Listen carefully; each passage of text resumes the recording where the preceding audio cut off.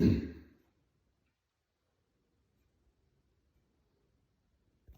right, what's up, guys? We are here to start off the week strong. We got Pooch. We got Wifey. Here we go. So for today, Monday, we're going to kick off the week. The warm-up is going to be 1 minute per station, and we're going to do 7 exercises through. I think 2, 4, 6, 7. Yes, 7 exercises. So again, first minute, you're just going to run in place. So literally just a little jog, get things going, start to warm up the calves a little bit, get the arms flowing. After that, we're going to do mountain climbers. So you're going to head down to a high plank.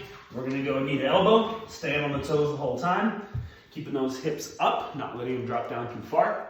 After that, you're going to do hops to an object. So you can do as high or as low as you want, but the key is to bound. So I want you to basically, once you arrive at the top of the object, you're going to hop down, right back up. So again, there's no pausing on the floor.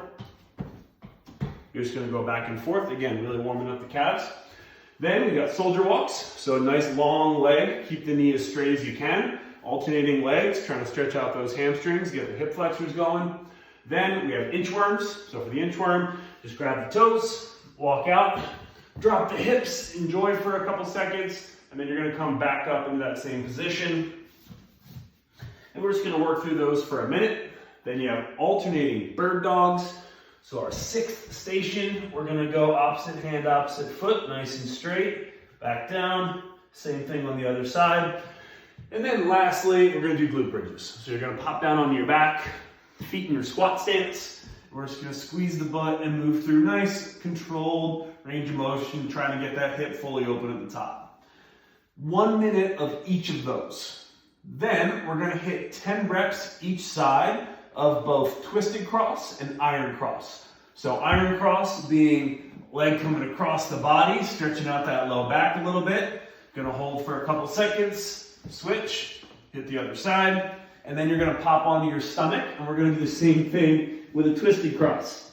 So arm out to the side, arm out to the side, other leg coming up and across to stretch out a little bit. And we're going to do 10 of those on each side.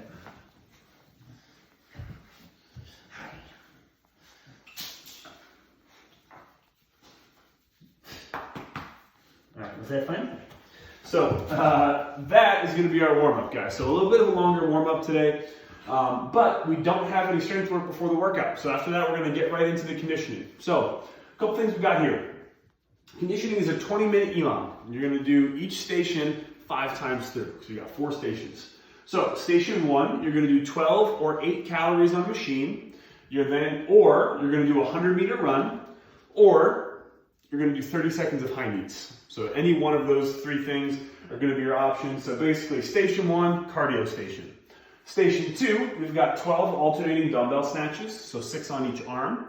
Station 3, we've got pull-ups or rows. So again, anywhere from 6 to 12 reps. Depending on how challenging the movement is, how challenging the weight is, things like that. If you're going to do single arm, you're going to do 12 reps total, so 6 on each side.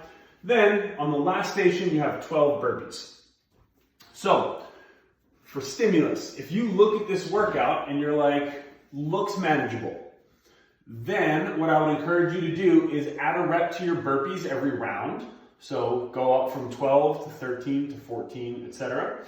And try and add 2 reps to your dumbbell snatches each round. So again, if you look at this workout and you're, these are all pretty good wheelhouse movements for you, you're feeling pretty fit today, you want to kick off the week with a bang, then like I said, you're going to take the format, you're going to increase the dumbbell snatches by 2 per round, and you're going to increase the burpees by 1 per round. And that's definitely going to make it, those, that 4th and that 5th round are going to be incredibly difficult. There's not going to be a lot of rest on either of those minutes. So again, that's a little way that you can bump this workout up a little bit if you look at it and you're like, looks okay.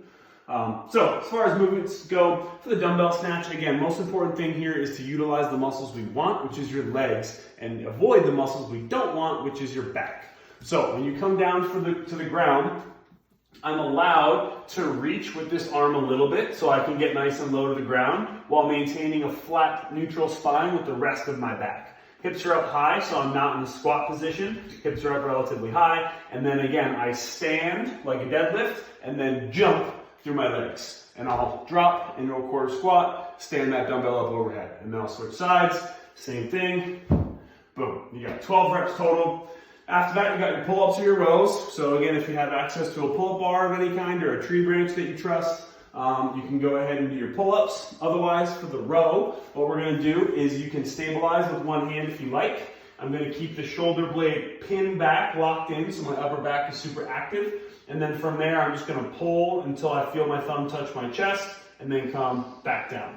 Kicker, I also want to keep my thumb facing away from me the whole time. So this is going to ensure that my shoulder is super strong, locked in, externally rotated. I don't want to allow my hand to kind of tilt back like this. So I don't want my thumb pointing back behind me. That's going to put me in a weird, weak position to row. So again, thumb forward the whole time, pull all the way to the chest.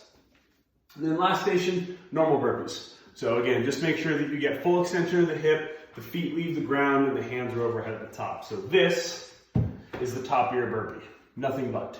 And it's just a normal burpee where, again, chest and hips to the ground, and then jump clap. So that is your conditioning to start the week.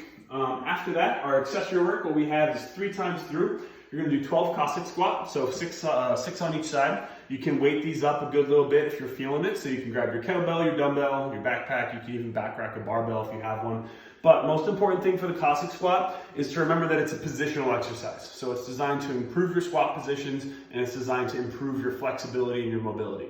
So wide stance, I'm gonna sit down until my hip crease ideally drops below my knee while this foot stays nice and flat on the ground. And then I'm gonna switch over to the other side and I'm gonna hit the same thing.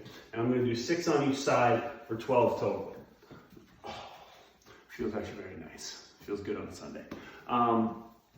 So you got your 12 Cossack squats, then I've got 15 reverse flies. Now it's gonna be, again, good morning position. So sending the hips back, making sure those hammies are loaded the whole time, light object in either hand, and I'm just gonna bring up to a T position, nice and controlled, nice and smooth, making sure my torso doesn't move at all during that movement.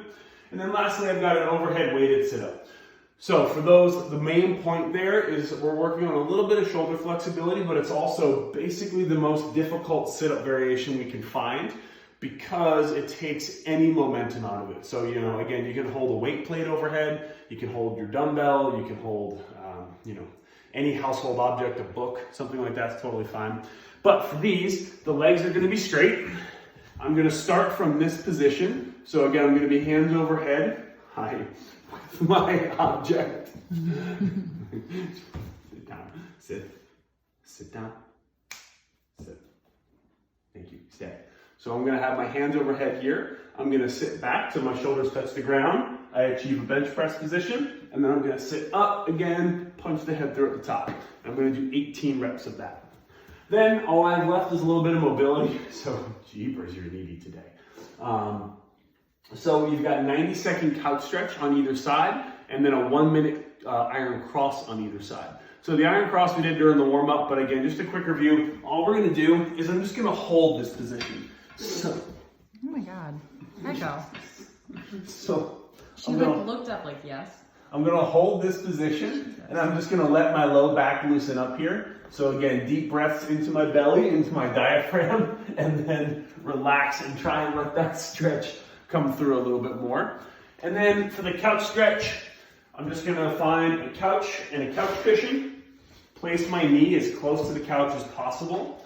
So again, nice and close to the base. And then I'm going to, from there, try and pull my chest up nice and tall, and I'm looking for an intense stretch in this quad and this hip. And I'm gonna hold this for 90 seconds on each side. So that is your training for Monday. Kick off the week with a bang. We're supposed to have a couple days of beautiful weather, so enjoy it. This is one of those workouts that would be super easy to bring this outside, so I encourage you to do so. Enjoy, and as always, tag us, palace.ithaca/Zeus, and we'll see you guys back tomorrow.